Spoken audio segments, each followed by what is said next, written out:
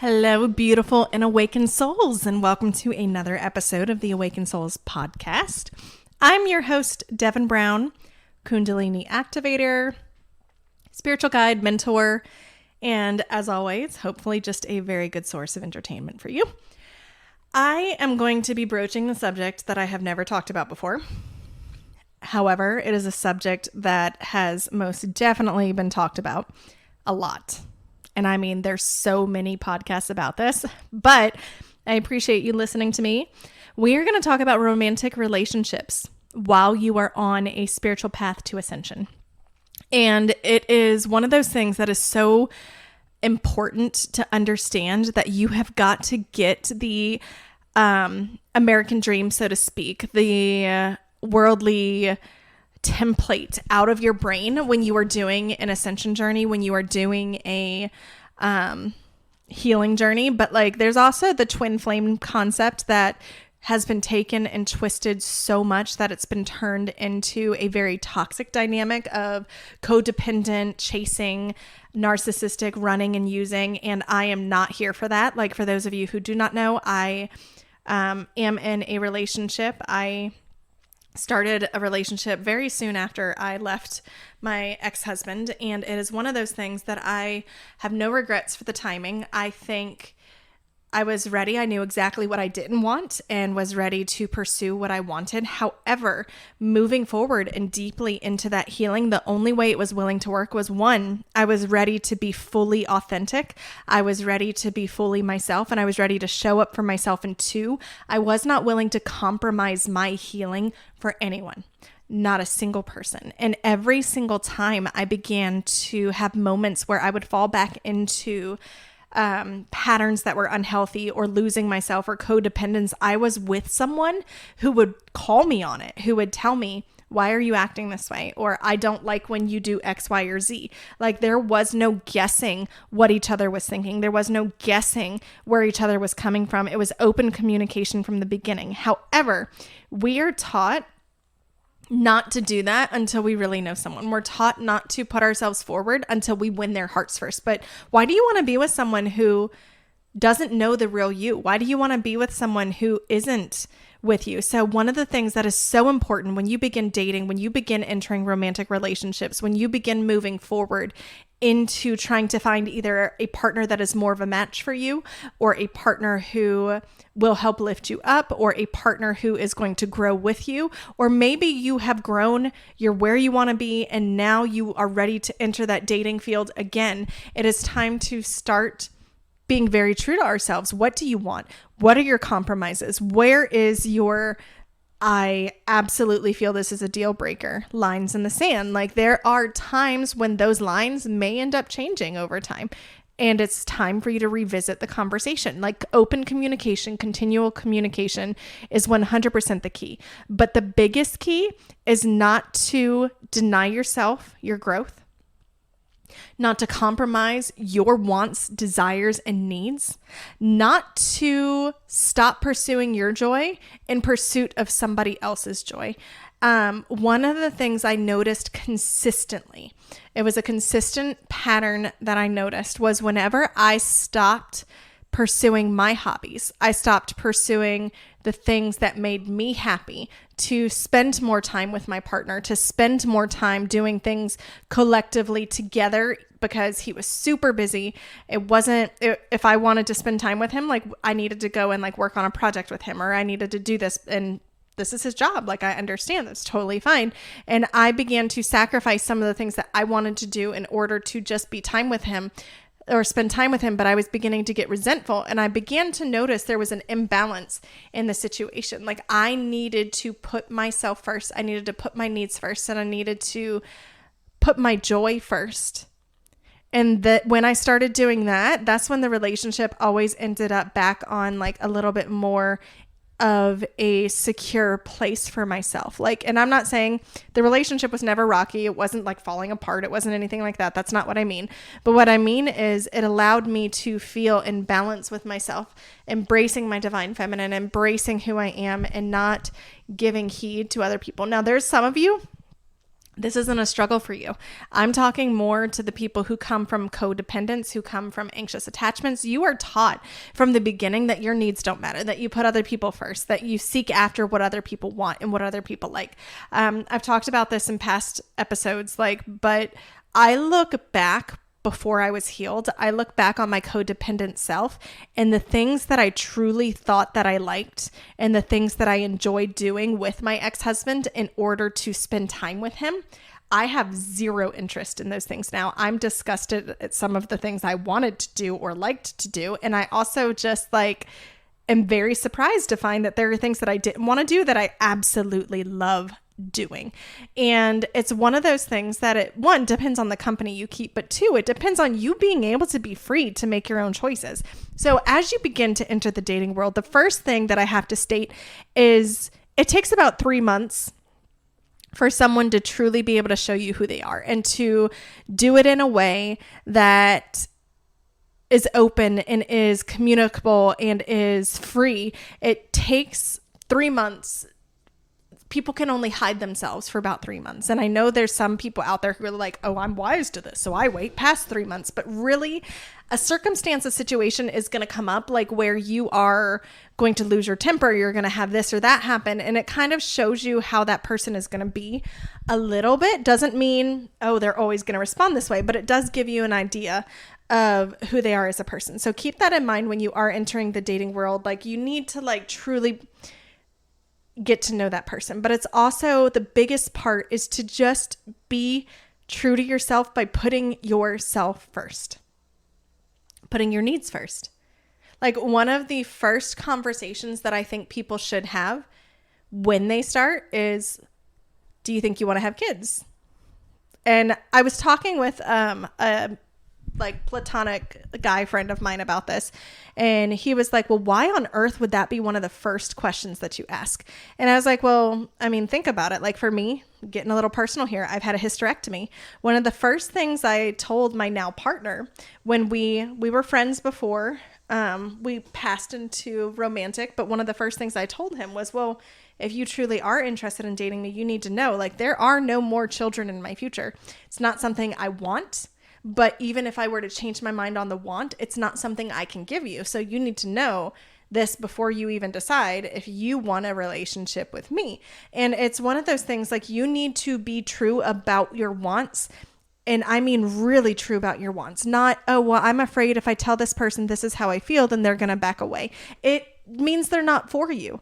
There are a million fish in that sea. It doesn't mean that one is better for the other. And it's funny, because for my partner and I, we are committed together. We are committed to life together. But one of the things that I tell him very lovingly is I'm with you for as long as you're healthy for me. I am with you for as long as we are healthy for each other. I'm committed to you. I'm committed to our growth as long as we are growing together. That is a no compromise for me.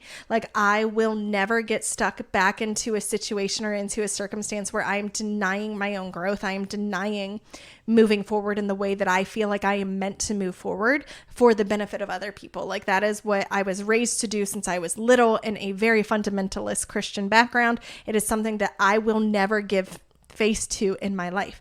But it's also a matter of just being playful. One of the things my partner loves the most is the fact that I allow my feminine craziness to come out. I have no issue farting in front of this person. I have no issue burping in front of this person. I have no issue making very vulgar, as long as there's no children around, jokes with my partner. It is something that we have fun and laugh about and do together. That playfulness should continue even when you move forward into a serious relationship. I think one of the problems that happens is people are dating, they're having fun, they're being flirty, they're being kind of their true fun feminine selves, or even men are just kind of in it for fun. They like this girl, they're interested, they want to kind of get to know them, being flirty, kind of doing the wooing game and all this stuff. But then all of a sudden you enter a serious relationship where you decide you're going to be monogamous and boom, it's gone. Why? Why is it gone? Were you being your authentic self at the beginning? Were you being true to yourself? Were you putting yourself first? If so, then that dynamic should not be changing. Now, I understand that there are ebbs and flows. Like as you go into a relationship, there are times, for my own example, I come from a very codependent, anxious background.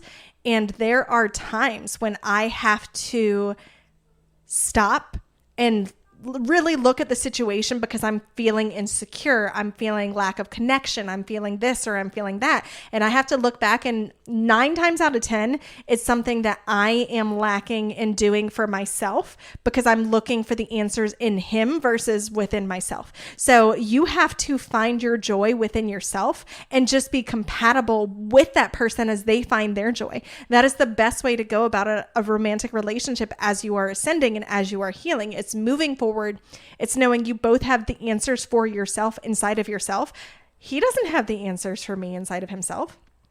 I can speak to him what I believe. I can speak to him what I experience. I can speak to him what I think, and he can encourage me in a different way. But it doesn't mean that he has my answers, just like I don't have his answers. But somehow society has taught us that we always know what's best for other people, that we know what is best for them, that we can't let them make mistakes, that they are wrong if they don't do it X, Y, and Z. Sit back in your own seat, let your hands off the driver's wheel, and go ahead and let somebody else just be them. Just allow them to live the life that they want to live.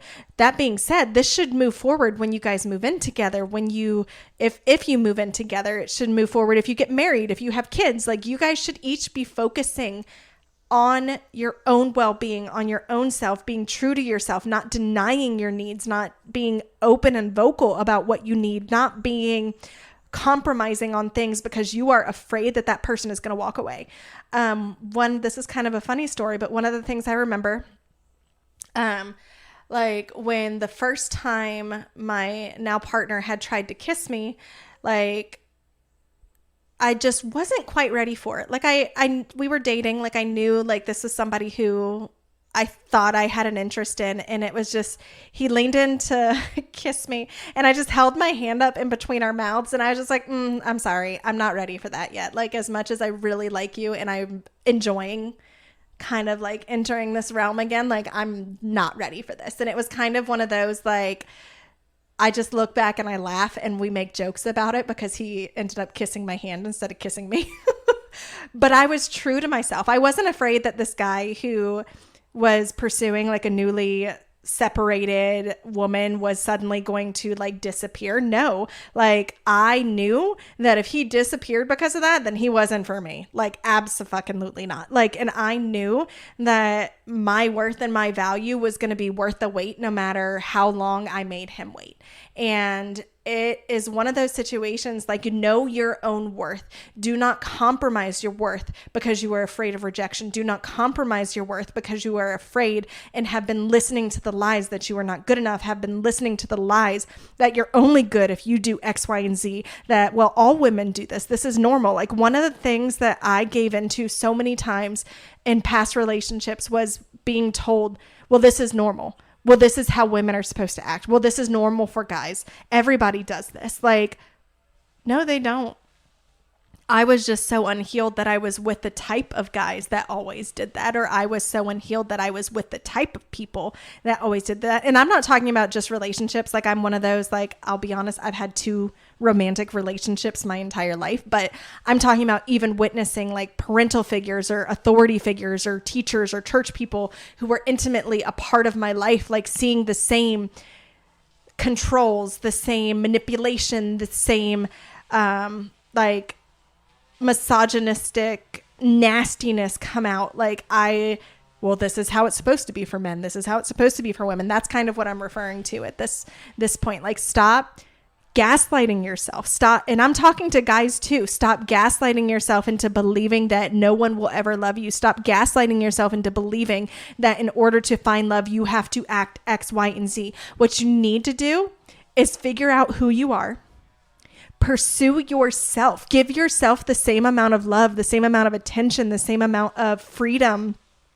to be who you need to be for yourself, that you would want somebody else to give you, that you would expect to give to someone else, that you didn't get as a child, that you need to reparent yourself and relove yourself and flow with yourself and just move with yourself and know that you are beautiful, because look at who you are. You are made of the source. You literally have the source running through you. You have a part of creation running through your veins. You have access to magic. You have access to power. You are psychic. You are a healer. You are so much more than that physical body in front of you. You are literally a walking, breathing fucking miracle. So yes, you deserve to be yourself.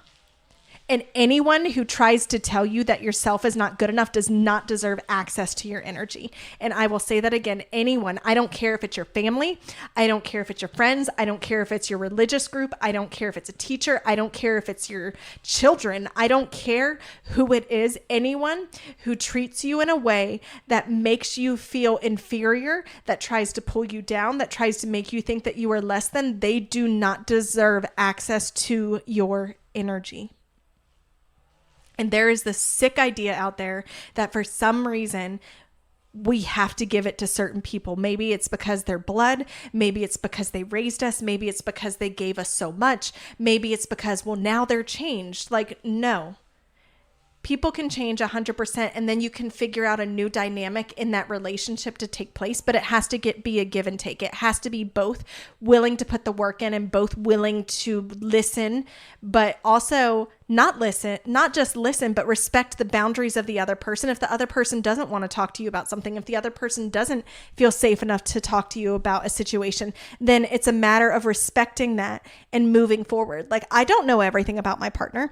I don't expect to know everything, because guess what? That is his life. Those are his traumas. Those are his triggers. Those are his situations. But I can recognize when he is being triggered, and I can say, okay, you know what? This isn't about me. This is something else. So I'm going to go take care of myself. I'm here for you. If you want to talk, I'm open. Just know that I love you regardless. Like, it's almost like that thing that was going around. I can't remember if it was Instagram or TikTok, where these parents were looking at their children and saying, like, I love you when you're sad. I love you when you're mad. I love you when you're glad.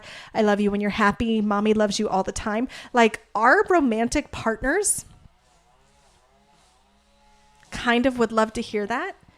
But more than that, we need to say that to ourselves.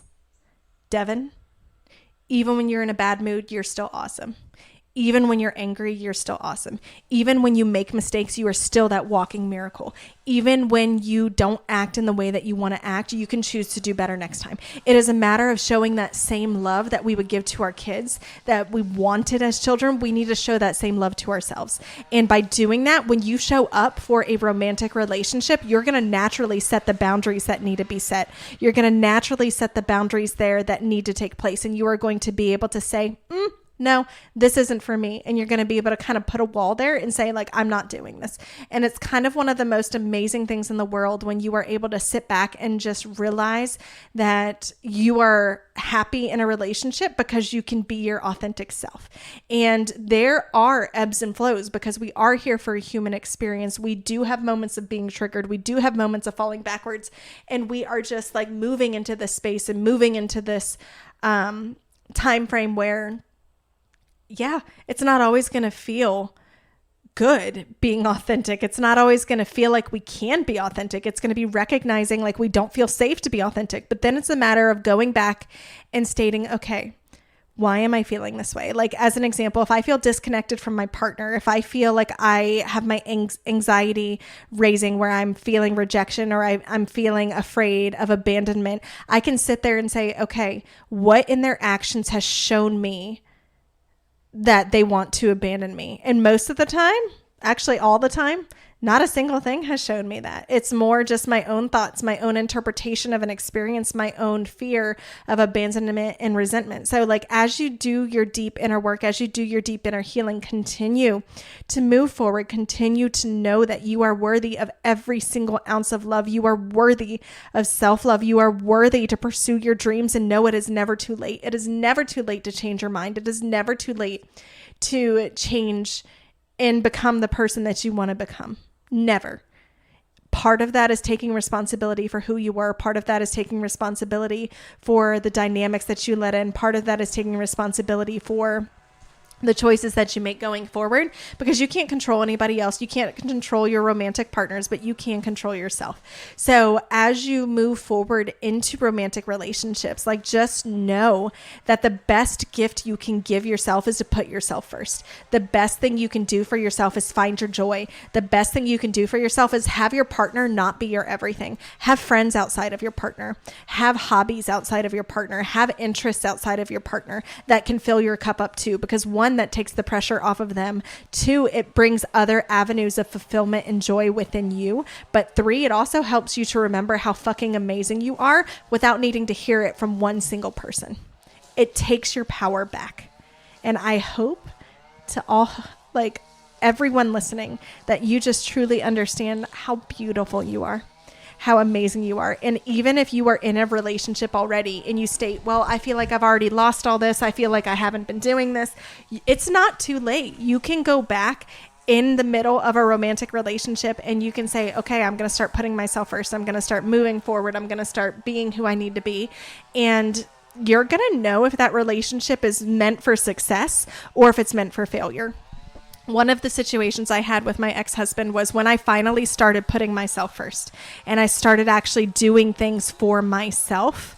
I was confronted and told that I was selfish, that if I had extra time, I would spend it with you. And that's what I expect you to do for me. You're going out and you're having fun and you're doing this. And I don't like that. Like, I need that attention. And it was kind of one of those wake up calls where I recognized, like,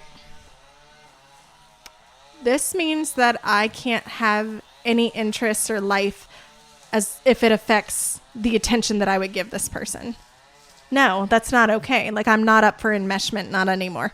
And it's kind of one of those situations that going into a new relationship, I knew exactly what I didn't want. I knew exactly what I needed. I knew exactly what I wanted or thought I did. And then as I grew and as I healed even more, I was able to set new boundaries and set new expectations and set new things. So that being said, like, the biggest thing I can tell you is be true to yourself, be true to who you are, be true to where you're going, be true to what it is that you want, and just know you're beautiful. You are worthy of love. You are worthy of self-expression, and you have a right to have needs. Figure out a way to meet those needs for yourself. And that is not to say that you are stepping into your masculine energy. A queen can sit on her throne and she gets the job done. She knows what her kingdom needs and she takes care of it. But she also knows that she's amazing and that people will cater to her every whim. But she does what she needs and she does what she wants. She does both. There's a balance in the feminine energy. It doesn't mean you're stepping into your masculine. And for you gentlemen who might be listening, if you feel imbalanced, if you feel stuck, if you feel scared of abandonment, that's something that you need to pursue for yourself, because you too are worthy of love. You too are worthy of existence outside of your spouse. You too are worthy of having your needs met by meeting them yourself, but not only meeting them yourself, being willing to meet them with other people. Like, I feel like men a lot of the times are afraid to ask for help. They're afraid to go to therapy. They're afraid to have anybody judge them. Like, there is nothing wrong. There's nothing stronger in my mind than vulnerability. I find vulnerability in a man extremely sexy. I find men who are willing to go back into the recesses of their minds, into the recesses of their hearts to deal with trauma that took place. It's extremely, extremely sexy. Like, it, to me, looking at you men who are willing to do the work to truly put yourselves first and be the person that you knew you were created to be, is not only one, embracing your true essence of masculinity, but it is also breaking the generational curses and the generational bonds of, like, the imbalance of the divine feminine and the divine masculine. Like, we are coming back into balance. We are coming back into fluidity together. And it is a beautiful thing. And I really, really would love to just continue to watch this grow. And I'm excited for our future. That being said, I would love to connect with you guys. You can go on my website, patreon.com/Kundalini Rising, and send me a message, or you can email me at totheawakensouls@gmail.com. I really, really hope that this spoke to some of you guys. I know I got a little passionate, but this is like something that I am extremely passionate about, so I do not apologize for that. I do know and recognize that there is so much misinformation out there when it comes to spirituality leaders and love and, like how to get a man and how to keep a woman and how to all this stuff. Like, forget all that. Just find your happiness, find your joy. And like bees are attracted to honey, your partner's going to come when it is meant to come. And you get to choose if that person is good for you or not. But you'll know if they're good for you by making sure that you are meeting your own needs. That being said, I would love to welcome you as a podcast sponsor. If you're interested in sponsoring my podcast, that is available on my patreon.com. I am able to do this podcast currently ad-free. I would love to keep it that way. One of the things that drives me nuts the most is when people put advertisements in the midst of their podcast. So if you're interested, $3 a month, you can help keep this podcast ad-free. I also have my Quantum Circle available. This is on the Patreon website as well. Every Monday, we do a intuitive tarot reading card where we have the guides come in and they give us a message for the week on what to focus on. Individual people might get certain cards pulled for them. It's just a wonderful way to start your week and get yourself set up for the day. The 21st of every month, we do a big energy update talking about the current energies that are going on, along with the energies that are flowing into the next month. And then the last day of the month, you end up having a big healing quantum 5D to 9D energetic meditative healing that will go in, set you up for the month's energy, and also just prepare you for what is to come. It is a spiritual activation, and you also, on top of a new one, the last day of every month, you get access to all the previous ones that were already posted as well. So if you have any questions, feel free to shoot me a message, and otherwise, I hope you guys enjoyed this podcast. I hope you enjoyed this message, and we will talk soon.